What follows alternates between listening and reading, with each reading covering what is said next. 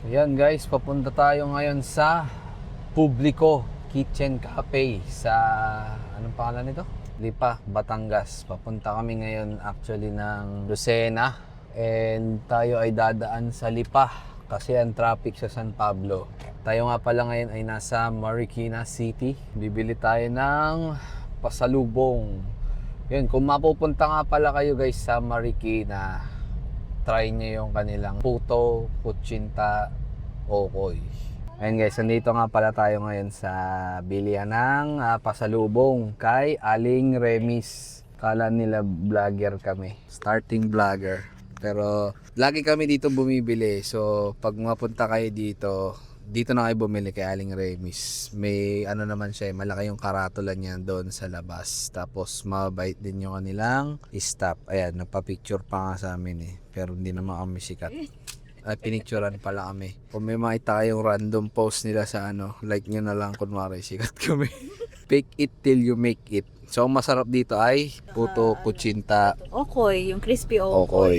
Yan, okoy. Yun ang huwag nyong lilimutan. So, ayun. Ang kasunod nating stop ay si Cafe Publico. Siguro mga 2 oras. Tara, let's. Dito tayo ngayon sa Publico Cafe sa Lipa City, Batangas. So, dito na tayo, bale magdi-dinner. So, ayun, maganda tayo ng order. Ngayon ay Sabado ng gabi. Inabot na kami ng gabi sa daan. Medyo traffic papasok ng Lipa. So, ayun, dito na tayo maghahaponan. Sabi mo, let's go. Let's go!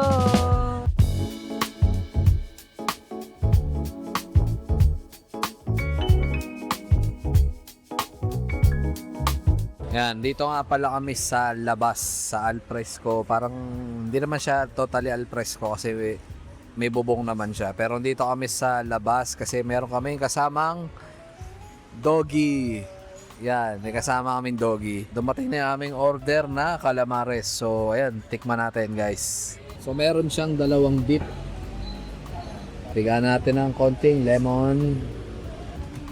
Kain. Hindi siya ganun ka-crunchy.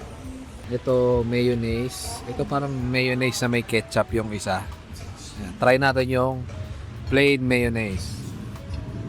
Okay naman siya, pero malambot malambot naman yung calamares. Chewy, pero malambot. Hindi siya yung parang chewy na goma. Tapos yung ambience niya dito, medyo parang bar. Anong bar? Oo. Ayan, kung nakikita nyo dito, parang may stage na feeling ko may live band dito or acoustic band. Ito yung order niyang pandan iced tea. Tignan natin. Presentation, napakaganda. Ganda itsura. Masarap. Masarap na. Masarap palo. Lasang-lasa mo yung pandan. Hindi siya yung parang lasang binabad lang na pandan. Lasang pandan talaga siya. Parang pinakuluan yung pantay. Oo. Tapos matamis siya. Yung tamis niya papunta sa gulaman. Ano? Yun yung lasa niya. Merong isang pusit na hindi nalagyan ng butter. Ayan o. So ganito yung itsura niya. Honey butter. Pero yung lambot ng squid niya, parang kakaiba, no? Parang sobrang lambot na medyo parang foam na siya. Siguro masarap. Ubus na namin eh. Gutom na kami. So antayin natin yung ibang food.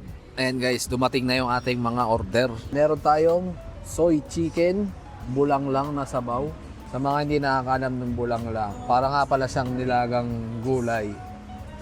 Uso to sa mga Tagalog na lugar. Sa Quezon, uso rin to. So, ayan siya guys. Sabaw. Sinabaw ang gulay.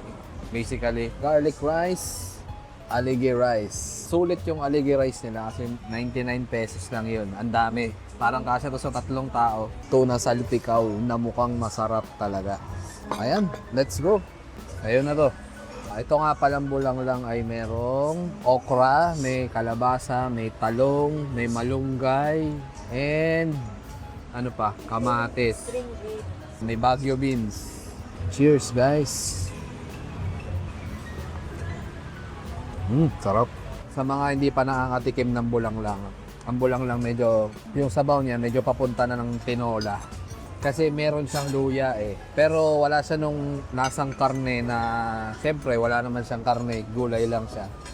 So, yun yung parang lasa niya. Dito mga tayo. Salpikaw.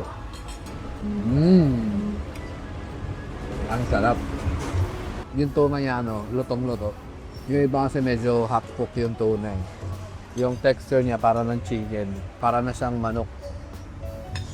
Naharap, lasang salpikaw. Maalat na medyo mabawang. Ito yung mga ulam na pag inulam mo, makakalimang kanin ka. Pero ito talaga, panalo. Sabaw. Tikman natin yung gulay. Talaga bang nakakain ako ng bulang lang? Para siyang lasang bahay. Comfort food, parang gano'n. Oo. Parang siya yung kakainin mo pag may sakit ka. Pero ano to? Bagoong. Yun ang kinaiba nung dito, nung bulang lang. Kasi may sausawan siyang bagoong balayan. Kasi nga nasa Batangas tayo eh. So, para sa guys, dinengdeng. Ayun chicken guys. Crispy. Manis ang sauce. Matamis. Para siyang honey garlic. Honey garlic soy. Ganun yung lasa niya. Makakaano ka rin dito, makakalimang rice ka din dito. Kasi sobrang lasa, no? Ayan, may sauce nga siya. Lagay tayo sa kanin. Itong tuna salpikaw, pwede itong masarap to ipulutan. Tapos ito pang hangover yung sabaw. Kompleto dito kasi may alak din dito eh. Yung garlic rice niya, medyo hindi na lasa ang garlic rice. Parang na-overpower nito nung lasa. Tikman ko yung aligi rice. Honestly, hindi siya lasang aligi. Pero masarap siya. Nasa Sanjaba rice. Pero hindi ibig sabihin hindi masarap. Masarap din. Pero hindi siya aligi rice. Ito yung masarap isabaw sa kanin eh. Yung parang mantika nitong salpikaw. Kasi kung di ako nagkakamali, usually ang salpikaw kasi butter. Butter yung ginagamit din eh. Kaya tinan mo, parang mamantika. Iba talaga pagka may may sabaw kayo sa pagkain. Mabilis makabusog eh. Tapusin na namin yung kinakain namin. Tapos bigay tayo ng review. Baka sa kotse na, pabalik. Kasi medyo dumadami na yung tao, umihingay na. Tapos nahihiya na rin ako. So, let's go. Bye-bye. Nalimutan ko, may in-order nga pala kaming turon a la mode. Ayan, nalimutan ko na to. Pero, yan, tikman natin. So, pakita ko sa inyo. Ayan siya. Bale, turon na may ice cream. 6 pieces siya and may 2 scoops ng ice cream. So, para tong vanilla. Tapos, may sago. Tapos, meron siya parang arnibal na parang sa tako. Ayan, turon. Asmir.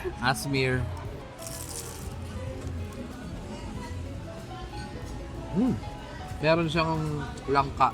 Yung turon niya, hindi siya yung turon na binalot sa asukal. Ayan o, wala siyang asukal. Para lang siyang lumpia.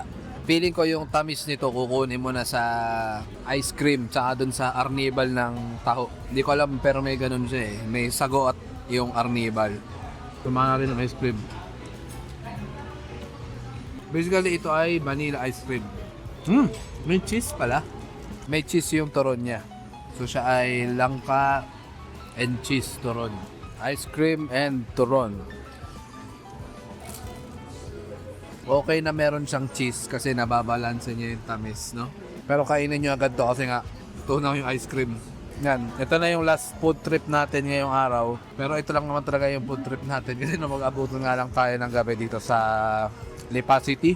After nito, uwi na tayo. Dadaan tayo sa San Antonio, Quezon. Ayun guys, kadadating lang namin ng Lucena. Ito yung review namin dun sa Publico Kitchen. Ayan. So overall, okay naman yung place. Malapit lang siya sa Star Tollway. So kung nag-exit kayo ng Lipa. Tsaka SM Lipa. Ayun. SM Lipa daw, malapit yung dun. Tapos, ayun. Masarap yung pagkain. Especially yung sabaw. Lasang bahay. Alam mo yung kinakain mo pagka meron kang lagnat. Ganun lasa niya. Tapos yung chicken, masarap naman siya. Hindi siya yung sa akin hindi siya yung babalik-balikan mo.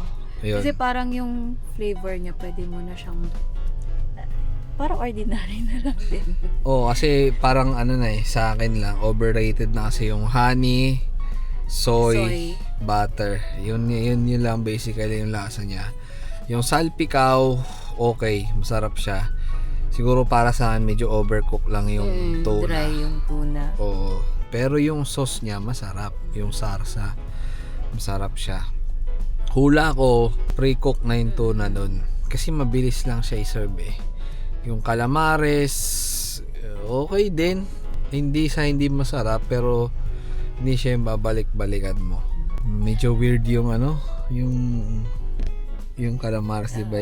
Yung pagkalambot niya para siyang foam, parang squeaky foam gano'n. Feeling ko yun yung mga frozen na nabibili sa SNR.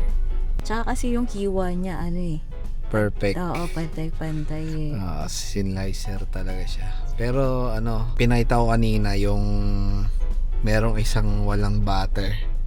Parang legit naman siyang squid naman talaga. Yung sauce nating special din. Mayonnaise and ketchup.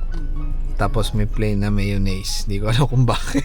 alam ko na yung kalasa ng chicken, yung glaze ng chicken. Yung sa 24 chicken, may ganun siyang kalasa. Pero nakikita ko yun yung chicken, yun yung madalas i-order ng mga kumakain dun. Kung finger food tsaka pulutan, okay siya. Kasi nga bar siya eh. So yung mga pagkain niya leaning more towards sa pang-inom. Siguro lang sa akin, yung value, siguro medyo mahal. Kasi una namin dapat to orderan yung dinakdakan.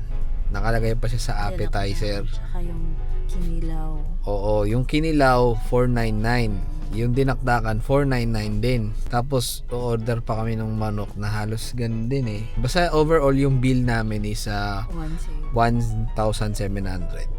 So, kung natapos mo tong video na to, napakagaling mo. And sana manood ka pa ulit sa susunod na video. So, ayun lang guys. Bye-bye.